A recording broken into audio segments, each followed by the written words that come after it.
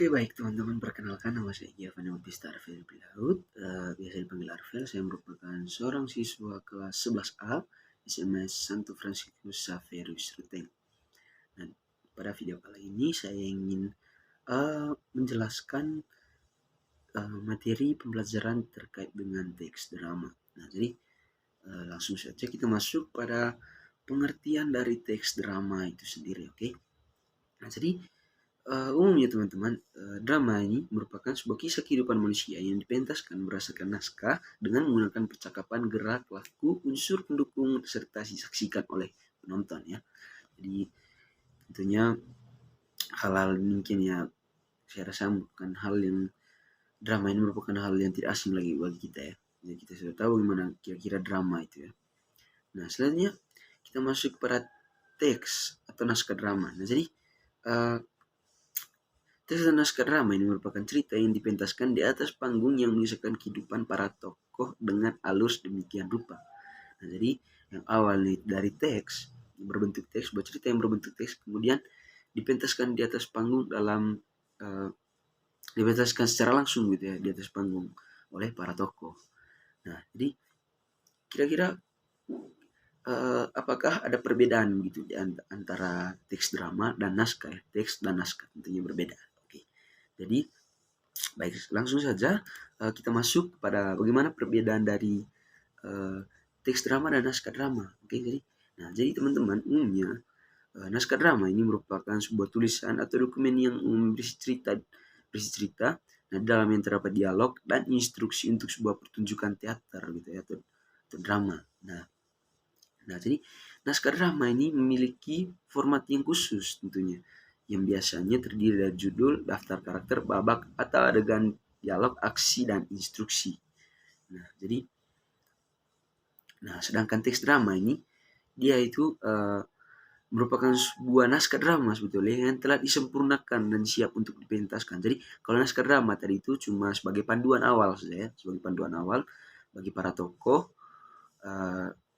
yang di dalam itu memuat terkait dengan instruksi gerak dan laku yang akan diperankan oleh tokoh gitu. Nah, jadi kalau teks drama ini itu merupakan wujud atau bentuk asli sudah, bentuk yang siap untuk dipentaskan. Nah, jadi untuk formatnya itu, jadi teks drama itu memiliki format yang sebetulnya sama dengan naskah drama, namun di dalamnya itu sudah terdapat tambahan informasi yang lebih lengkap terkait dengan terkait tokoh dan juga tim produksinya sendiri. Jadi di dalamnya itu seperti sudah memuat bagaimana terkait dengan blockingnya, jeda dan lain sebagainya, terus ada pencahayaannya, terus suaranya, bagaimana pengaturan sound dan lain sebagainya. Jadi dalam teks drama itu disajikan lebih lengkap ketimbang naskah drama. Nah, kalau naskah drama itu cuma digunakan sebagai panduan saja untuk para tokoh dalam memainkan ceritanya atau menghidupkan cerita, sedangkan teks drama ini sebagai suatu kesatuan yang sudah utuh dan sudah lengkap lah begitu, yang lebih lengkap.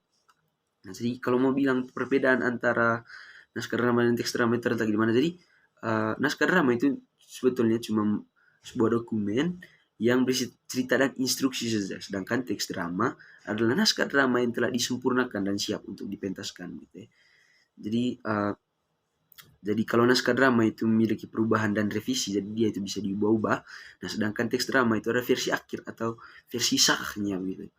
Artinya dia tidak diubah-ubah lagi. Nah, yang dipentaskan itu adalah yang dipentaskan di atas panggung itu adalah teks drama gitu. Nah, jadi selanjutnya itu kita masuk pada ciri-ciri. Nah, jadi ciri-ciri teks drama. Nah, jadi teks drama itu memiliki cerita yang berbentuk dialog, teman-teman. Nah, baik yang dituturkan oleh narator maupun oleh tokoh gitu. Narator ini orang yang mengantar cerita sehingga cerita itu menjadi lebih hidup, sedangkan tokoh itu yang memainkan peran dalam cerita gitu ya, yang ditampilkan di atas panggung gitu. Narator tidak tampil di atas panggung, tapi cuma hanya kedengaran suaranya saja. Oke, selanjutnya, dialog pada teks drama itu tidak menggunakan tanda petik. Nah, kalau misalnya dalam naskah drama itu masih bisa menggunakan tanda petik, tapi kalau dalam teks itu karena dia itu sudah jadi satu kesatuan yang itu, sehingga tanda petik itu tidak dibutuhkan lagi karena sudah jelas dia. Nah, selanjutnya itu ada yang ketiga, teks drama itu memiliki beberapa petunjuk khusus yang harus dilakukan oleh aktor dan aktris yang memerankan tokoh-tokoh dalam teks tersebut. Nah, jadi sebetulnya bukan hanya untuk para aktor saja, tapi kepada tim-tim produksinya juga ya, agar drama itu bisa dipentaskan, contohnya dari lighting lah, dari cahaya, jadi terus dari segi suaranya, ekspresi dan lain sebagainya itu, dan dia itu lebih jelas dan lebih lengkap dia. Selanjutnya itu uh, uh, teks drama itu tentunya lebih memuat banyak konflik dan aksinya gitu ya. Dalam drama itu tentunya pasti hal yang menjadi titik acuan utama itu adalah konflik dan aksi atau gerakan gitu. Nah, selanjutnya kita masuk pada unsur-unsur teks drama itu sendiri, teman-teman. Nah, yang pertama itu adalah tema. Nah, jadi hal yang terpenting dari sebuah drama itu adalah tentunya tema. Nah, jadi tema ini merupakan kekerasan sama yang menjadi pendukung utama sebuah drama itu muncul. Jadi tema ini berkaitan dengan proses jalan cerita dari sebuah drama itu sendiri. Nah, jadi berapa contoh yang bisa kita lihat, contohnya misal terkait dengan nasionalisme lah, atau kemanusiaan, percintaan, kasih sayang, persahabatan, dan lain sebagainya. Pokoknya yang berkaitan dari kehidupan manusia lah, begitulah intinya. Selanjutnya itu ada latar. Nah, jadi latar ini merupakan suatu keterangan mengenai tempat begitu. Misalnya di mana tempat, waktu, terus suasana di dalam cerita gitu ya. Jadi latar yang berkaitan dengan peristiwa yang terjadi dalam drama. Nah, dia itu bukan berkaitan dengan penonton maupun persiapan drama gitu ya. Jadi kira-kira di mana begitu gambaran cerita, misalnya di teras kah atau di dalam rumah kah. Nah, semuanya itu digambarkan dalam drama nanti itu. Jadi inilah fungsi dari latar itu. Jadi latar ini sangat penting, teman-teman.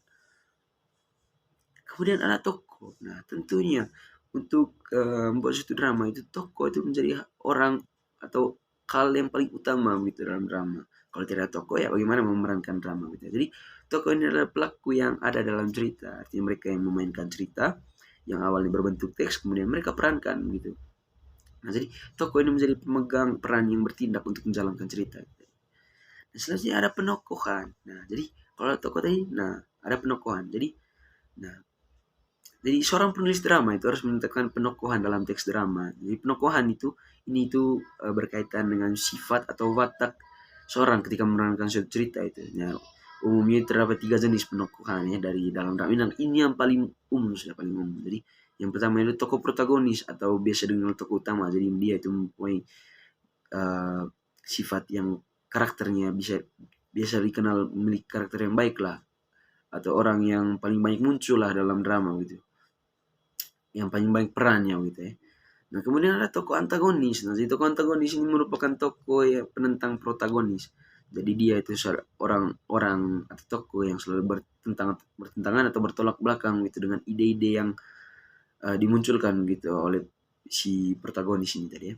Jadi antagonis itu orang yang selalu ingin atau menjadi lawan gitu ya, lawan di dalam sebuah naskah drama atau teks drama itu, lawan dari protagonis. Nah, sebenarnya tritagonis. Nah, jadi itu tritagonis ini merupakan tokoh-tokoh pendukung cerita gitu. Jadi untuk menghidupkan cerita itu, nah tritagonis ini dibutuhkan sebagai orang yang mendukung, bisa juga sebagai orang yang mendukung protagonis maupun antagonis gitu. Nah, selanjutnya itu ada dialog, teman-teman. Jadi dalam drama itu tentunya tidak terlepas dari dialog ya. Jadi dialog itu merupakan percakapan antara dua tokoh atau lebih dalam sebuah drama gitu. Nah, bagian ini merupakan unsur yang paling penting untuk ada dalam sebuah teks drama. Nah, khususnya pada drama yang adegan terdapat percakapan di antara para tokohnya. Jadi dialog ini, teman-teman, merupakan sebuah percakapan gitu ya, yang akan diucapkan atau ditunjukkan begitu oleh para tokoh. Nah, ya itu biasanya berisi percakapan gitu antara satu atau lebih gitu, lebih tokoh lah. Nah, kemudian ada babak, teman-teman. Nah, babak ini apa? Jadi babak ini merupakan bagian dari lakon drama. Nah, jadi dalam suatu lakon drama atau pementasan drama itu terdiri dari satu atau beberapa babak. Nah, babak ini juga disebut sebagai episode, yaitu kumpulan beberapa adegan gitu, adegan atau peristiwa-peristiwa gitu. Nah, babak. Jadi dalam itu muat adegan, misalnya biasanya adegan pertama, kedua, ketiga, dan lain sebagainya begitu. Sehingga misal dari awal gitu, babak awal, tengah, dan akhir gitu. Nah, di awal biasa itu berisikan tentang pengenalan dan lain sebagainya. Kalau bagian tengah itu biasanya berisikan tentang munculnya konflik, timbulnya konflik, dan pada bagian akhir itu bagaimana konflik itu mulai mereda atau penyelesaian masalah atau konflik itu akan diselesaikan begitulah ya. Nah, selanjutnya itu ada konflik teman-teman. Nah, ini tadi. Nah, konflik ini merupakan ketegangan atau pertentangan dalam drama yang ditandai dengan adanya masalah gitu. Konflik itu dikenal juga dengan masalah. Jadi, ini merupakan hal yang paling penting dalam drama. Nah, pertentangannya itu terjadi pada itu tadi, pada satu tokoh atau antara satu tokoh dengan tokoh lainnya. Nah, itu tadi gunanya tokoh antagonis dan tokoh protagonis tadi. Biasanya kalau umumnya dalam drama itu pasti yang selalu bercekcok itu antara tokoh protagonis dan tokoh antagonis gitu ya.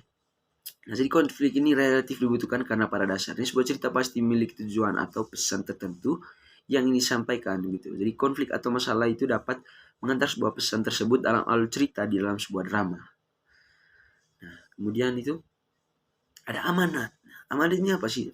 Amanat ini biasanya itu berisikan tentang simpulan tentang ajaran atau pesan moral gitu yang disampaikan yang terdapat di dalam drama gitu. Nah, jadi amanat ini bersifat ajaran moral atau mendidik lah, seperti itu tadi yang dijelaskan. Jadi drama itu pasti punya tujuannya. Jadi ini dijelaskan dalam amanat ini. Kira-kira yang mau diedukasikan atau diajarkan kepada para penonton itu apa? Apa gitu pesan yang dapat diambil dari drama yang ditampilkan? Nah, kurang lebih ya itu ada 8 unsur ya, unsur teks drama lah. Kemudian ada strukturnya. Kira-kira struktur drama itu seperti apa? Nah, selanjutnya struktur itu terdiri atas 3 ya, struktur teks drama. Yang pertama itu prolog, yang kedua itu ada dialog, dan yang ketiga itu adalah epilog. Nah, jadi struktur. Oke, jadi prolog ini teman-teman merupakan bagian yang berupa kata-kata pembuka, pengantar ataupun latar belakang yang biasanya disampaikan oleh dalang atau narator tadi teh. Bahkan bisa juga oleh tokoh tertentu. Ya, tergantung dari bagaimana kreativitas orang pembuat teks drama lah ya. Nah, jadi contoh prolog itu ya. Contoh prolog itu seperti ini, misalnya sebelum masuk pada bagian yang kedua atau dialog. Jadi misalnya itu dia menjelaskan tentang bagaimana begitu gambaran kejadian atau awal dari cerita. Misalnya contohnya begini. Nah, dikisahkan dalam sebuah rumah sederhana terdapat keluarga yang sangat berbahagia. Nah, rumah tersebut dihuni oleh ayah, ibu, dan 2 orang anaknya. Jadi, nah ini prolog ini menjelaskan.